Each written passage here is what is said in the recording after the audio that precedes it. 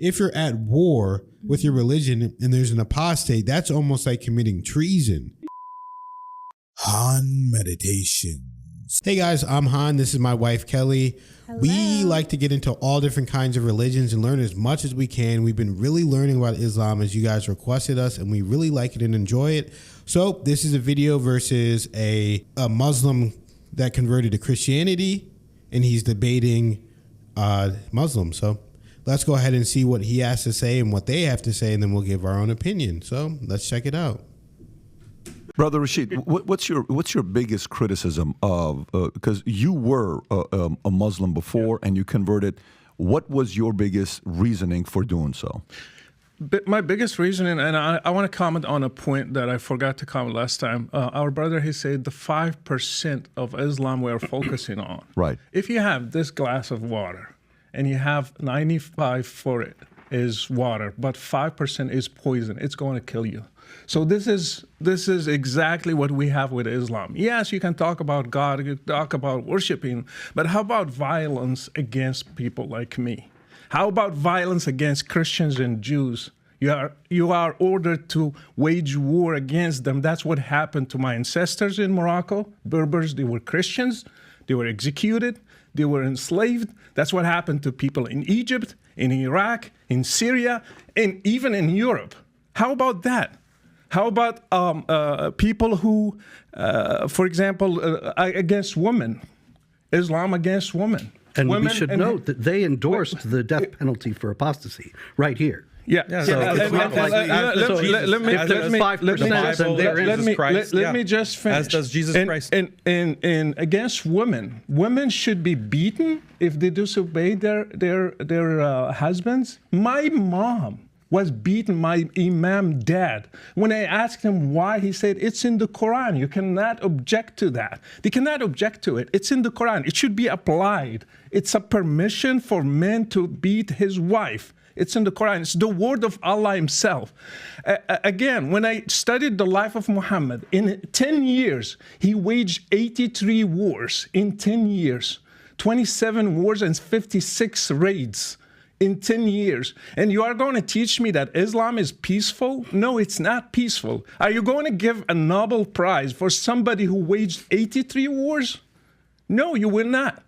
And another thing, Muhammad is not a role model. Jesus is. Muhammad, he had many wives, 11 of them. One of them, she was 9 years old. He was 53. I am 50. I cannot marry a girl that has 9 years old. You cannot. That's abuse. And Muhammad did that. Can we do one issue at a time? Let me finish this. He raided a Jewish tribe. He killed the whole family of a newly bride called Safiya. And he took her as a wife the same time he was returning to Medina. Would you put that as a role model for me today in the 21st century? He had another wife called Rihanna. My daughter, her name is Rihanna. I named her specifically for that. He took a Jewish wife, Rihanna, and he did sex with her. Not with her will. He did against their wills. All these ladies. Are you going to put him as a role model? You cannot compare Jesus with Muhammad. Jesus never killed a person. He never killed an apostate. He never waged a war. So he was a role model for me. That's why I loved Muhammad and I wanted to follow Jesus. They are going to keep trying, bring the Old Testament. Name one person that Jesus killed because he was an apostate. Judas, he gave him to the Jews and he never ordered his disciples to kill him. I have people who just criticized Muhammad once, and he ordered his disciples to go and kill him, even lying. His name is Ka'b ibn al-Ashraf. He's a Jewish guy. They killed him. They lied to him. They took him and they killed him. He even encouraged a guy who was blind. He killed his wife. He had 2 kids, and he killed her. He came to the prayer and he said, Muhammad praised the guy for killing his own wife just because she criticized Muhammad. So these are the rules that they want to apply today. If we criticize Muhammad, we should be killed. Like what happened with Charlie Hebdo. Do you think those people, they just killed the people who drew the caricature for Muhammad just because like that? No, because it's written in Islam that they should kill people who criticize Muhammad. So Islam is a big problem. Even the 5% can kill whole humanity. Can I have a response? Sure, please go for it, Jake. And I want to comment on what he said and also Robert's remark about us endorsing the punishment for apostasy. Yes, we do. Why? Because our claim is that we are actually faithful to our scriptures. You guys are not. You want to avoid the Old Testament, and I want to give you an analogy, Patrick, because you're a business guy. You have many businesses, okay? And you have policies that you have to put in place based on social interaction in the workplace and all that kind of stuff. Now, you may make amendments to those policies based on new data, new information, how things are actually going based on those things that you put in place. Now, when you do, right, and this is the analogy between the Old Testament and the New Testament, are you willing to say that, well, yeah, thinking to myself, yeah, Pat, yeah, you were wrong, actually, when you said it was okay to do such and such. That was actually wrong, and you then put in the correct one. With the Bible, the problem that you have is the same one that you want to talk about, the loving Jesus Christ himself, which we also adore and respect as a prophet, is the same one that you believe is God and revealed the Old Testament. And you can't get out of that. So when your God, Jesus, revealed at that specific time, as I just read the passage, and I can read you plenty more, where he says to kill babies in war. Is it okay to target infants in war and kill babies? Is that inherently immoral? The problem that you have is if you go on, and this is why the argument is so important. It's not a tu quoque just as a fallacious argument. It's checking for your consistency as a Christian, whether or not you're actually faithful to your own text and tradition. And the reality is you're not. Why? You have two options. If you condemn it as inherently immoral, then the whole Bible's gone. Because if you believe that those verses in the Bible were revealed by God, then you're saying that God is immoral. And on the other hand, if you say that it's not inherently immoral, but God changed the law at this time, then most of your arguments lose the force that they have against Islam, because you can no longer argue that it is inherently immoral to punish an apostate by death and all of the other things that you want to tack on. This is why it's so important. It's not a fallacious argument, and the reality is we want to stick to our text and our tradition, and for the most part, we would argue that the Christians have abandoned them in favor of secular, liberal, moral ideologies. Let me have Daniel respond, and then I'll come to you. Go for it. Yeah, so there are a lot of things that we need to respond to, because he's just listing every grievance that he has against Islam. Right. We have to take it step by step. But just on this point of violence, I think Jake makes really the crucial point. It's that Jesus, according to the Christian belief, Jesus is the God of the Old Testament. And he's the one who's commanding Moses, for example, to ethnically cleanse the Canaanites or the Amalekites or all of these other tribes, and to conduct conquest and war, to take girls as slaves, to take virgins as slaves. This is in the Old Testament, sure. So Christians have to deal with that moral problem. A lot of Christians, unfortunately, they just throw the Bible under the bus. And, how is that justified? But it's not just the Old Testament. It's also the New Testament. The New Testament also endorses slavery. The New Testament also has the book of Revelation, where Jesus is going to come, which, by the way, Muslims also believe that Jesus is the Messiah. He is the born of the Virgin Mary, and he's going to come as the Messiah to establish God's kingdom on earth. Muslims also accept and believe that, and we're anticipating that.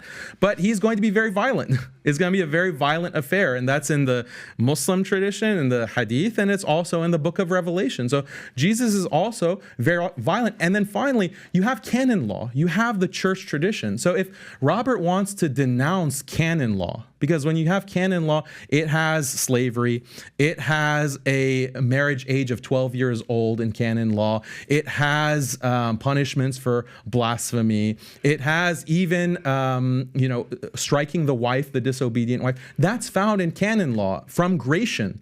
So I believe that Robert is an Orthodox Christian. If he wants to denounce canon law and denounce his own tradition, he can denounce that. He can denounce Jesus himself. He can denounce the Old Testament. He can denounce the Bible, the New Testament. That's fine. That's fine. He says that, oh, well, our religion adapts. Our religion changes. But that's actually the problem, Patrick. You know, when we're talking about wokeism, when we're talking about, like, if you can say that, oh, well, you know, that's the Old Testament is for those times, it's not applicable now, right? That's the argument. The violence, the killing of blasphemers, that's for old times. We've changed, but Muslims are not willing to change. I say, yeah, Muslims are willing to stand by revelation. The problem with a lot of Christians, not all Christians, a lot of Christians, Jews, Hindus, they all have these practices in their books. Buddhists, they all have these practices, and they're pressured to change and update. And so why, if you can get rid of the conquest and the violence and the punishment for apostasy, why not just get rid of the prohibition of, like, cross-dressing, the prohibition of homosexuality, the prohibition of drag queens? Why prohibit any of that? Like, maybe times are different. Maybe we need to adopt drag queen story hour in our church. Maybe we need to adopt, all of these woke practices. Why not? So if you like this clip and you want to watch another one, click right. Wow, that was an interesting clip that you could really see both sides of the spectrum. Mm-hmm. Now, one thing I'll say is I would never condone killing anyone for anything. But what I will say is I do understand at that time, I can understand why certain laws were the case. Again, we don't condone killing, but guess what? Our country had to go to war in World War II. We had to fight the Nazis. We had to kill. Now, do we want that to happen? No, but you can understand it. So all I'm saying is I don't know the full history of what's going on, but I would assume at that time an apostate is someone who leaves their religion and all that. So if you're at war with your religion and there's an apostate, that's almost like committing treason. Right. So right now in the United States, in every country essentially that I know of, I could be wrong, but I'm sure maybe some, maybe can't. I don't know. Some countries they don't, but almost every country there is capital punishment, meaning that they will kill you for doing certain things. Treason. They will kill you for it. Mm-hmm. I mean, look at what happened to Epstein. Look what happened to all these people. They just killed this man. They will kill you if they just don't agree. If they don't agree with you, they'll kill you because you're a threat to the country, because you're a threat to their power. They will kill you just because you killed someone else. Now, who's to say it's morally wrong or correct that killing someone you should die?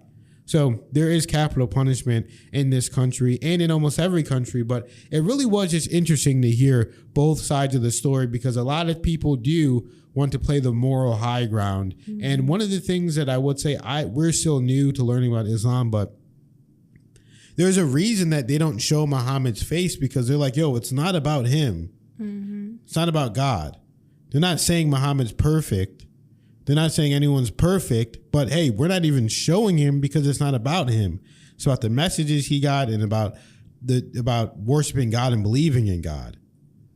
So I could understand if it was like, hey, we be just like Muhammad, worship Muhammad, do this and that like people do to Jesus in Christianity, but it's not really the same dichotomy. So yeah, so here's the thing. Anytime we're talking about what was going on in history way back then, you pretty much just have to take everything with a grain of salt because so many things were not recorded correctly. People didn't have the capability of keeping track of birthdays and how old people were back then. So, even with the story we learned about marrying Khadijah and the story the woman was telling, she said she was 40 years old. And then some people were commenting, oh no, she was actually only 2 years older than him, yada, yada, yada. So these things can get really mixed up. Also, we just have to realize how different things were back then. So different. The norms and the customs and the way of life and the way of doing things was so different from how we are now. So we really have to understand that.